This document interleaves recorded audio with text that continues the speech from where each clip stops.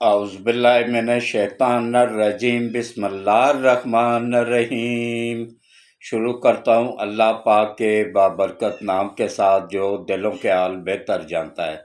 मेरी तरफ से देखती आँखों सुनते कानों सबको अस्सलाम वालेकुम वरहमतुल्लाहि व बरकातहू। जी, आज का मेरा सिर्फ एक मौजू है, मुल्क की बिगड़ती हुई सूरत हाल। आलमी ताकतों ने किस तरह चारों तरफ से मुल्क को घेर लिया है, डॉलरों की बारिश कर दी है दहशत गर्दों के लिए, और किस तरह फौज को उलझा रहे हैं। ये इनका मंसूबा आलमी ताकतों का ये है कि ईरान की आड़ में लेके तो मुल्क के पाकिस्तान पे हमला कर दिया जाए। और ये मेरी बात याद रखें कि अवाम ने अगर अब भी अक्ल ना की तो अवाम पूरी ज़िंदगी पछताएंगे। आज की मेरी वीडियो आप लोगों को कसम मैं स्किप नहीं करनी है, पूरी देखनी है। इसमें आप लोगों को वो मैं हकीकत बताऊंगा कि गूगल सर्च कर लीजिएगा। वैसे तो नाजायज़ कामों के लिए आप लोग गूगल सर्च करते हैं, तो जायज़ कामों के लिए भी कर लेना, आज कर लीजिएगा। मैं आप लोगों को आज 100% हकीकत बताऊंगा। इसमें अगर 1 इंच भी झूठ साबित हो जाए तो मैं अवाम का भी मुजरम और गवर्नमेंट का भी मुजरम।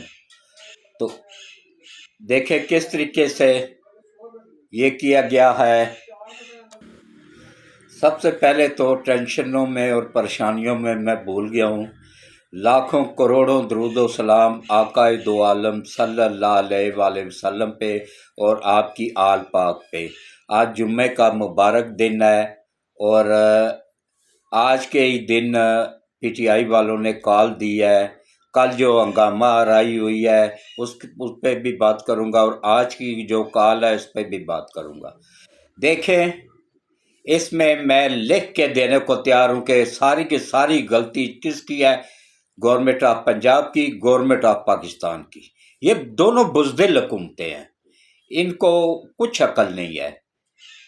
देखें, इमरान नियाज़ी की जब हुकूमत थी तो लब्बैक या रसूल अल्लाह वालों ने क्या किया था, उन्होंने उस वो जो सफ़ीर था फ्रांस का, जिन्होंने तौहीन की थी फ्रांस ने हमारे आका दो आलम सल्लल्लाहु अलैहि वसल्लम की, तो जुम्मे का इसे ना सॉरी रमज़ान का महीना था, रोज़े की हालत में जवान बच्चे बाहर निकले थे एहतजाज करने के लिए इस बात पे कि इस सफ़ीर को मुल्क से निकाला जाए जिसके मुल्क में हमारे नबी पाक की तौहीन हुई है। तो वो तो अपने नबी के प्यार मोहब्बत में निकले थे, तो इन्होंने सीधी सीधी गोलियां उनकी छाती में मारी थी। तकरीबन 300 के करीब बच्चे शहीद हुए थे रोज़े की हालत में, और इनकी नस्लों को भी अल्लाह तबाह करे, इन जजों की, बिकाऊ जजों की। इन्होंने अभी तक वो केस लगाया ही नहीं, वो उसी तरह ही केस पड़ा हुआ, उस पर कुछ वो फैसला नहीं कर रहे हैं। क्यों? क्योंकि पीछे से डॉलर जो मिल गया है, इनके मुंह में हड्डी जो पड़ गई है, अब ये नहीं करेंगे। अच्छा, ये जो आईनी तरमीम हो रही है, इसमें आम जज को, ईमानदार जज को या ईमानदार वकील को कतन कुछ फर्क नहीं पड़ना है तो किनको? जो करप्ट हैं, जो करप्शन में मुलव्वस हैं, जो चोरियों में मुलव्वस हैं, जो ड्यूटी करते ही नहीं है। ये अब जस्टिस मुनीब ये कितनी ड्यूटी कर रहा है? ये आता है, हाजिरी लगवाता है, एक आध केस सुनता है, वापस चला जाता है। आराम की तनख्वाह ले रहा है, आराम की तनख्वाह अपने बच्चों को खिला रहा है। इसी तरह के हजारों जज हैं, इनको खतरा है। जो लोग ईमानदारी से अपना काम कर रहे हैं उनको कोई खतरा नहीं है। अब आप आ जाएं जनाब, देखें, आज से 40 साल पहले हकीम सईद ने एक किताब लिखी थी, हकीम जापान की कहानी। उसका सफ़ा नंबर 13, 14, 15 पढ़ लें। हकीम सईद कौन है, अब थोड़ा सा तारफ भी हो जाए। ये नौजवान नस्ल या कौम यूथड़ नहीं समझती है ना, उनके लिए हकीम सईद वो है जो जिसका रूह अफ़ज़ा पूरी दुनिया में अरबों रुपए का डेली सेल होती है उसकी। हमदर्द फाउंडेशन, हमदर्द स्कूल, हमदर्द यूनिवर्सिटी, ہمدرد دواخانہ پوری دنیا میں مشہور ہے، صرف انڈیا میں 22 کارخانے ہیں، ان کا تمام پیسہ پاکستان کو آتا ہے۔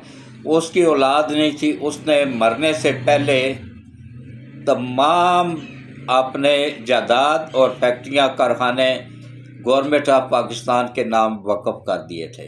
اب آپ ہمدرد کی کوئی دوائی خریدیں، میڈیسن خریدیں یا روح افزا خریدیں، اس کے اوپر لکھا ہوتا ہے وقف گورنمنٹ آف پاکستان، ہمدرد دواخانہ وقف گورنمنٹ آف پاکستان۔ تو جس کی اپنی اولاد ہی نہیں تھی، جس نے سارا کچھ ملک کو دے دیا، وہ اللہ کا سچا اور کھرا ولی تھا۔ اس نے دیکھیں کس طریقے سے 40 سال پہلے اس وقت عمران نیازی، یہ نیازی ہے، اس کو نیازی کہا کریں، لکھا کریں، یہ فراڈ کر کے خان اپنے نام کے ساتھ پٹھانوں کو بیوقوف بنا رہا ہے۔ یہ ہرگز پٹھان نہیں ہے، یہ پنجابی ہے اور نیازی ہے، وہی نیازی خاندان ہے جس نے پاکستان کو ڈبویا، پاکستان کے 2 ٹکڑے کیے اور پاکستان کو فوج سے ہتھیار زبردستی پھینکوائے ایک انڈیا کے جنرل کے سامنے بنگلہ دیش میں۔ جب بنگلہ دیش بن رہا تھا تو اس وقت تو پاکستان کے فوجیوں کے پاس اتنا اسلحہ تھا کہ وہ 10 سال تک لڑ سکتے تھے۔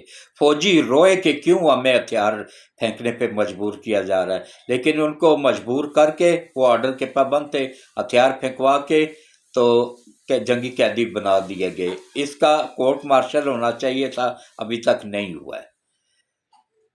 جنرل جنرل یہ نیازی جو بنگال میں تھا، تو یہ کزن تھا عمران نیازی کا۔ یہ پورے کا پورا خاندان ہی کرپٹ لوگوں پہ مشتمل ہے۔ اس کے والد، عمران نیازی کے والد وابڈا میں چیئرمین تھے، سرکاری ملازم۔ اب آپ بتائیں کہ ایک وابڈا کا چیئرمین اپنے بیٹے کو آکسفورڈ یونیورسٹی میں پڑھا سکتا ہے؟ ہرگز نہیں پڑھا سکتا ہے۔ کیوں؟ کیونکہ اس کے وسائل اتنی نہیں ہیں کہ وہ پڑھا سکے۔ تو وہ کرپشن کے پیسے سے ہی اس کو پڑھایا نا اس نے۔ اور یہ اتنا نالائق تھا کہ یہ جب پاکستان میں اسکولوں میں پڑھتا تھا نا تو ہر سال فیل ہو جاتا تھا۔ اس کی والدہ والد دونوں جا کے منتیں کرتے کہ بھائی اس سال ہم ٹیوشن لگا دیں گے، اس سال کوشش کر کے اس کو پاس کروا دیں گے، بس اس سال مہربانی کرے اس کو پاس کر دیں۔ اس طریقے سے یہ میٹرک تک پہنچا تھا، منتوں ترلوں سے، ورنہ اس کی قابلیت میٹرک کی بھی نہیں تھی۔ اس کے بعد پھر وہاں پہ یہ آکسفورڈ میں کیسے ہوا کہ وہاں پہ یہ کرکٹ کے کوٹے میں ماجد خان نے اس کو کرکٹ میں لانے والا ہے، اس کا کزن، اور ماجد خان پاکستان کا وفادار، پاکستان کا ہیرو۔ اس نے پھر کرکٹ میں جاتے ہی سب سے پہلے ماجد خان کو وہاں سے نکالا تھا۔ یہ ہمیشہ اپنوں کو ہی ڈسنے والا سانپ ہے۔ تو ابھی دیکھیں جمائمہ کو بھی ہوش آ گیا۔ ہاں، حکیم سعید کی بات پہلے پوری ہو جائے کہ حکیم سعید نے اپنی کتاب جاپان کی کہانی، اس کا صفحہ نمبر 13، 14، 15، 3 صفحوں پہ ڈبل کر کے ڈبل پیج پڑھا جائے تو 6 صفحوں پہ صرف عمران نیازی کا ہی ذکر کیا ہے۔ اس وقت یہ آکسفورڈ یونیورسٹی میں پڑھتا تھا، لیکن اس کی معلومات اور اس کا دماغ دیکھیں حکیم سعید کا، کوئی صحیح ولی اللہ تھا۔ اس نے اپنی کتاب میں لکھا کہ ایک پاکستانی لڑکے عمران نیازی کو یہودیوں نے سلیکٹ کر لیا ہے اور پہلی سلامی ہی $1 ارب کی اس کو دی گئی ہے۔ اب اس سے اندازہ کریں کہ اس کے بعد پھر وہ اس کو پڑھائیں گے، اس کو پھر کرکٹ میں لائیں گے، کرکٹ میں پھر اس کو عروج دلائیں گے، کرکٹ ٹیم کا کپتان بنائیں گے، پھر اسی کپتانی میں ورلڈ کپ جتوائیں گے، ورنہ پاکستان کی ٹیم تو حقیقت میں سوچے تو پہلے 3 میچ ہار چکی تھی۔ تو اس کے بعد پھر اچانک کیا جادو ہوا کہ پاکستانی ٹیم جیت گئی، جتوایا گیا تھا اس کو مشہور کرنے کے لیے۔ پاکستان اس کو ورلڈ کپ جتوایا جائے گا، پھر اس کو مشہور کیا جائے گا، میڈیا کو خریدا جائے گا، ہر چینل پہ، ہر اینکر کی زبان پہ صرف عمران نیازی کا ہی نام ہوگا، ہر طرف عمران عمران ہی ہوگا۔ پھر اس کو ایک سیاسی جماعت، ایک بڑا سا گھر لے کے دیا جائے گا بنی گالا میں، 360 کنال کا گھر اس کو تحفے میں یہودیوں نے لے کے دیا ہوا ہے۔ اور پھر اس کا وہ جب گھر بن رہا تھا اس کو اسلام آباد میں جو اس کا گھر ہے اس کا 3 سال تک کرایہ امریکن ایمبیسی دیتی رہی ہے. پوچھ لیں، تصدیق کر لیں، گوگل سرچ کر لیں. اگر یہ میری بات جھوٹ ہو تو جو چور کی سزا وہ میری سزا، میں ہر سزا بھگتنے کو تیار ہوں. 3 سال تک اس کا کرایہ امریکن ایمبیسی دیتی رہی ہے، سفارتخانہ دیتا رہا ہے، جدھر جو اس کرائے میں گھر میں رہتا تھا وہ. اور اس کا پھر یہ گھر یہودی بنا کے دے رہے تھے. اچھا، اس کتاب میں لکھا ہے یہودی اس کو بڑا سا گھر بھی بنا کے دیں گے، کھرب پتی یہودن کے ساتھ اس کی شادی کروائیں گے، اس کے بچوں کو بھی یہودی پالیں گے، اور اس کو ایک سیاسی جماعت بنا کے دیں گے. پھر اس سیاسی جماعت کو مشہور کروائیں گے، ہر ایک چینل پہ، ہر ایک اینکر کی زبان پہ اسی کی پارٹی کا نام ہوگا. تو اس کے بعد پھر اس کو اتنا لوگوں کے ذہن کو تبدیل کر دیا جائے گا، جیسے کہ پہلے لیبیا میں ہوا، کتنا پیار وہ لوگ کرتے تھے، قذافی کو اپنے ہاتھوں سے مارا اور آج وہ بیٹھے رو رہے ہیں. آج ان کے ملک میں مہنگائی کا ایک طوفان ہے، افرا تفری ہے، بے سکونی ہے. پہلے وہاں پہ کیا تھا، بچہ پیدا ہوتا تو اس کا وظیفہ لگ جاتا، اس کی تمام پڑھائی فری تھی، میڈیکل فری تھی. کوئی گاڑی خریدنا چاہے تو اس کے گاڑی کے لیے بغیر سود کے قرضہ ملتا تھا، کوئی گھر بنانا چاہے تو اس کو بغیر سود کے قرضہ ملتا تھا، کوئی شادی کرنا چاہے تو اس کی تمام خرچہ گورنمنٹ اٹھاتی تھی. اسی طرح عراق میں دیکھیں صدام حسین سے کتنے عوام پیار کرتی تھی، ان کا ذہن تبدیل کیا گیا. پھر مصر میں ذہن تبدیل کیا گیا. اسی طریقے سے ہر ملک کے ساتھ ہوا ہے، وہی کچھ پاکستان میں ہو رہا ہے. یہاں بھی یوتھڑ کا ذہن تبدیل کر دیا گیا ہے. ان کو سمجھ ہی نہیں آ رہی ہے کہ ہم کیا کر رہے ہیں کیا نہیں کر رہے ہیں. ان کو بس عمران ہی ان کے ذہن میں بٹھا دیا گیا ہے کہ عمران ہے تو سب کچھ ہے، اگر عمران نہیں ہے تو کچھ بھی نہیں ہے. پاکستان جائے باڑ میں، مسلمان جائیں باڑ میں. جس کو پہلا کلمہ تک نہیں آتا ہے، نہیں آتا ہے، میں قسمیاں حلف اٹھا کے کہتا ہوں نہیں آتا ہے. میرے پاس اس کی ویڈیو موجود ہے، اگر کسی یوتھڑ کو چاہیے تو میں اس پہ آ جائے تو ان باکس میں آ جائے، میں اس کو ویڈیو سینڈ کر دوں گا. تو وہ سب کچھ دیکھیں. اسی طرح جس طرح حکیم سعید نے کتاب میں لکھا. اچھا، اس کی کتاب ایک دن شائع ہوئی، دوسرے دن یہ لابی اتنی طاقتور ہے نا کہ دوسرے دن اس کو شہید کر دیا گیا. مجھے کب کر دیں کوئی پتہ نہیں، لیکن میرے جیسے ہزاروں اس ملک پہ قربان. یہ ملک بڑی محنتوں سے بنا تھا، بڑی مشقتوں سے بنا تھا. ابھی ہم نے شنگھائی تعاون کونسل کا کامیاب انعقاد کیا ہے. وہ لوگ یہ دیکھیں، انہوں نے تو پھیلایا ہوا تھا نا قوم یوتھڑ نے کہ پاکستان تنہائی کا شکار ہو گیا ہے. اب کدھر ہیں وہ یوتھڑ جو کہہ رہے تھے، یا وہ نام نہاد بکاؤ صحافی جو کہہ رہے تھے، ٹی وی پہ بیٹھ کے کتے کی طرح بھونک رہے تھے کہ پاکستان تنہائی کا شکار ہو گیا، تنہا ہو گیا، تمام دنیا نے چھوڑ دیا پاکستان کو. تمام دنیا نے عمران نیازی کے وقتوں میں چھوڑا تھا، اب نہیں. اب پوری دنیا میں لوگ آ رہے ہیں، انویسٹمنٹ کر رہے ہیں، اور اسی کو روکنے کے لیے سی پیک کو پروجیکٹ 2 شروع ہو گیا. اس کو روکنے کے لیے کارخانے فیکٹریاں جو شفٹ ہونا شروع ہوئے ہیں، 24,000 کارخانہ چائنا لا رہا ہے، 40,000 کارخانہ روس لا رہا ہے. اس کو روکنے کے لیے، ان فیکٹریوں کارخانوں کو روکنے کے لیے یہ افراتفری پھیلائی جا رہی ہے. اچھا، کل جو ہوا ہے اسکولوں میں، اس میں یقین جانیے کہ صرف 10% وہ جو نالائق، وہ جو نہ اپنے ماں باپ کے ہوتے نہ کسی اور کے، وہ 10% اسٹوڈنٹ تھے. 90% پی ٹی آئی کے لوگ جو تھے وہ تھے جو کہ کرائے پہ لیے گئے گنڈے تھے، جو کہ بچوں کے یونیفارم پہنے ہوئے تھے، اسکول کے بیگ لٹکائے ہوئے، ان کے بیگوں میں بھی اسلحہ موجود تھا. ان کا کام ہے لاشیں گرانا، اور انہوں نے گرانی ہی گرانی ہے. اگر گورنمنٹ کو عقل نہ آئی تو دیکھیے گا کہ ان کو سنبھالنا بہت مشکل ہو جائے گا. آج انہوں نے جمعے والے دن اسکول میں چھٹیاں دے دی ہیں، کیا فرق پڑے گا اس سے؟ کل وہ ہفتہ ہے، اتوار ہے، پھر پیر والے دن سے وہ پھر شروع کر دیں گے. یہ اس طرح باز آنے والے نہیں ہیں. سب سے پہلے ان کو دڑا مرچ والا ڈنڈا دیا جائے. سخت وفاق کے پاس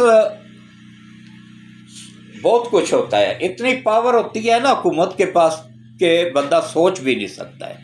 فوج اس کے انڈر ہوتی ہے، ادارے تمام، ایجنسیاں تمام اس کے انڈر میں ہوتی ہیں. اپنے بندے گھسیڑے نا ان میں، جو وہاں سے وہ اٹھائیں ان کو اور لے کے چلے جائیں. پھر ان کو اتنے لترول کریں، ان کے پچھواڑا لال کر دیں دوبارہ، تاکہ وہ نام ہی نہ لیں کسی جلسے میں جا کے اس طرح دہشت گردی پھیلانے کا۔ عدالتوں پہ مت چھوڑیں۔ وہ جس نے یہ لاہور والی وہ بچی کا وہ کیا تھا فراڈ، کے وہ بچی فوت ہو گئی ہے، لوگوں کو یوٹیوبر تھا، دہشت دلائی، یہ سارا پلان کیا، اور اس میں ایک وہ تھا اور ایک وہ گیلا تیتر پی ٹی آئی کا، تو یہ اس کو گرفتار کیا اداروں نے۔ دوسرے دن اس کرپٹ کے جج کی اللہ نسلوں کو بھی تباہ کرے، اس نے فوراً ضمانت لے کے اس کو کیس سے بھی خارج کر دیا، بری کر دیا۔ اس کے باپ کی حکومت تھی نا، تو اس نے بری کر دیا۔ تو ایسے ججوں کو میں کہتا ہوں سر عام پہلے ان کا پچھواڑا لال کریں، تب جا کے ملک ترقی کرے گا اور ملک بچے گا۔ ترقی کو چھوڑیں، بھول جائیں ترقی کو۔ اس وقت پہلا مشن رکھے عوام ساری ملک کو بچانا۔ ملک کو کس طرح بچانا ہے ان عالمی دہشت گردوں سے؟ اس وقت 3 ممالک کھربوں ڈالر لگا رہے ہیں ہمارے ملک کو تباہ کرنے کے لیے۔ نمبر 1 پہ ہے اسرائیل، نمبر 2 پہ ہے امریکہ، نمبر 3 پہ ہے انڈیا، یہ اور اس کے بعد یورپ کے بھی چند ممالک شامل ہیں اس میں۔ یہ سب مل کے لگا رہے ہیں پیسہ، ڈالر آ رہے ہیں، دھڑا دھڑ خریدے جا رہے ہیں۔ نون لیگ کے اندر بھی 10 بندے ایسے ہیں جو غداری کریں گے ان کے ساتھ، ان کو بھی خرید لیا گیا ہے، اندر سے بھی بکے ہیں۔ پیپلز پارٹی کے بھی کچھ بندوں کو خریدا گیا ہے، وہ بھی بکے ہیں، وہ بھی غداری کریں گے۔ یہ جو آئینی ترامیم آ رہی ہے نا، اس میں اس کی بات کر رہا ہوں۔ مولانا کا کوئی اعتبار نہیں، اس کی قیمت بڑھائی جا رہی ہے، وہ کسی وقت بھی دھوکہ دے سکتا ہے، اس کا بھی کوئی بھروسہ نہیں، لالچی سا بندہ ہے۔ تو باقی جو ہے نا، ڈالر اتنے زیادہ دیتے ہیں نا کہ ہر بندے کا دل مچل جاتا ہے، کھربوں کی تعداد میں وہ ڈالر بانٹ رہے ہیں اس وقت۔ یہ اسکول کے طالب علموں کو، جو نالائق طالب علم ہوتے ہیں، جو مطلب اس طرح عیاش ٹائپ ہوتے ہیں نا، ان کو 25-25 ہزار روپیہ دے کے اکسایا گیا تھا کہ آپ لوگوں نے اس طرح ٹائر جلانے ہیں، ہنگامہ آرائی کرنی ہے اور اس طریقے سے نفرت پھیلانی ہے۔ تو یہ کل کا اور آج کا یہ پروگرام تھا ان کا، اس طریقے سے افراتفری پھیلانے کا۔ اور یہ ماڈل کہاں سے لیا جا رہا ہے؟ بنگلہ دیش کا۔ وہاں تو وہ نکلے تھے ظلم کے خلاف، یہاں کون سا ظلم ہو رہا ہے بھائی؟ یہاں تو سب ٹھیک ٹھاک ہے۔ دیکھیں اپنی گندی سیاست کے لیے پی ٹی آئی نے ایک بچی کو استعمال کیا جو گھر کی سیڑھیوں سے سلپ ہو کے گری، ہسپتال میں ایڈمٹ، اس بچی کو استعمال کیا۔ اور مریم نواز کی عقل کو میں اب کیا کہوں کہ اس نے، جس نے یہ پلان کیا، ساری افراتفری پھیلائی، اس عورت کو ساتھ بٹھا کے کانفرنس کر رہی ہے۔ بھائی وہ تو ڈر کے اس طرح کے بیان دے رہی ہے، کیوں اس کو ساتھ بٹھایا ہوا ہے؟ اس پہ پرچہ درج کروائیں، اس کو اریسٹ کروائیں، تاکہ اس کو بھی عقل آئے اور دوسروں کو بھی نشان عبرت ہو۔ یہ پی ٹی آئی کی گشتیاں ہیں، عورتیں نہیں ہیں، عورتوں کے نام پہ دبا ہیں، یہ نہیں ہیں عورتیں۔ میں گارنٹی کے ساتھ کہتا ہوں، ان کا بیک جا کے دیکھیں نا تو یہ کوٹھے کی پیداوار ہیں، وہی پہ اب بھی یہ کوٹھے ہی چلاتی ہیں۔ ان کا کوئی دین ایمان نہیں ہوتا ہے، ان کا ایمان ہوتا ہے پیسہ۔ وہ حریم شاہ دیکھیں نا، وہ کتنے اچھے ماں باپ کی اولاد تھی، بگڑ گئی، غلط سائڈ پہ ہو گئی، ماں باپ نے نکال دیا گھر سے۔ اس نے کیسے پاؤں کی ٹھوکر سے وزیر اعظم ہاؤس کا دروازہ کھولا اور جا کے دھڑلے سے، ایک گشتی سے زیادہ اس کا کوئی لقب نہیں ہے حریم شاہ کا، وہ جا کے اس وزیر اعظم کی کرسی پہ بیٹھ گئی تھی۔ تو یہ تو حال تھا اس کا۔ عیاشی کا ایک اڈا وزیر اعظم ہاؤس بنا ہوا تھا، ملک پہ ایک عذاب نازل ہوا تھا، مہنگائی کا یہ جو طوفان تھا نا، وہ آہستہ آہستہ اب نیچے آ رہا ہے۔ اس وقت ایک مہنگائی کا طوفان آیا ہوا تھا، اور اب صرف پاکستان کی افواج پاکستان کو الجھانے کے لیے، عوام کے مد مقابل لانے کے لیے یہ سارا گیم پلان چل رہی ہے۔ اس سے بچنے کے لیے خدارہ میں ماں باپ کو، پاکستانیوں سے اپیل کرتا ہوں، اس وقت صرف اپنے ملک کا سوچیں، اپنے بچوں کو سمجھائیں، ان کو ان دہشت گردی کی کارروائیوں سے دور رکھیں، اور اس کے بعد دیکھیں کس طریقے سے ہمارا ملک ترقی کرے گا اور انشاءاللہ آگے بڑھے گا۔ اس وقت ہم اپنے فوج کا ساتھ دیں، اپنے اداروں کا ساتھ دیں، گورنمنٹ سے میں کچھ مطمئن نہیں ہوں، نہ پنجاب گورنمنٹ سے نہ وفاق کی گورنمنٹ سے۔ ترقیاتی کام بہت ہو رہے ہیں، سب کچھ ٹھیک ہو رہا ہے، لیکن ان کی نرمی دہشت گردوں کو پروان چڑھا رہی ہے۔ یہ جب تک نرمی میں سختی نہیں پیدا کریں گے نا تو ملک کا بچنا ناممکن ہے۔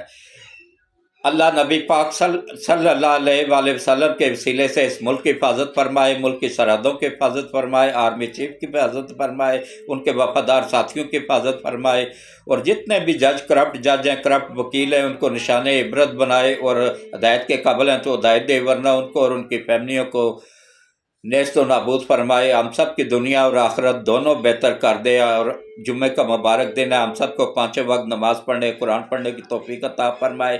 جو بچیاں گھروں میں جوان بچیاں بیٹھی ہیں ان کا اچھے نیک لوگوں میں رشتے کروانے میں غیب سے مدد فرمائے، اور اللہ تعالیٰ ملک پاکستان کی سرحدوں کی حفاظت فرمائے، ملک پاکستان کے دشمنوں کو تباہ و برباد فرمائے، اور ہم سب پہ خصوصی کرم فرمائے، خصوصی رحم فرمائے، آمین ثم آمین۔ اللہ حافظ۔